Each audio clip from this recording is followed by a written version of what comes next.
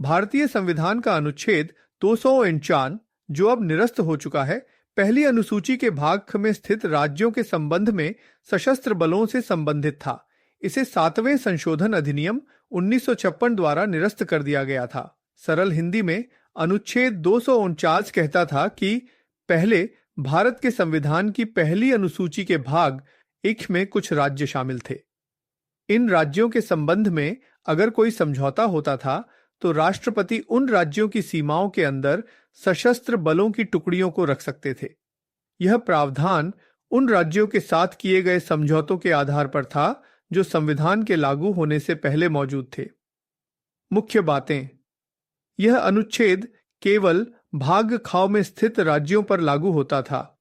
यह राष्ट्रपति को उन राज्यों में सशस्त्र बलों को तैनात करने की शक्ति देता था, लेकिन केवल समझौते के आधार पर। 7वें संशोधन अधिनियम 1956 के द्वारा भाग ख को समाप्त कर दिया गया और इसी के साथ अनुच्छेद 249 को भी निरस्त कर दिया गया।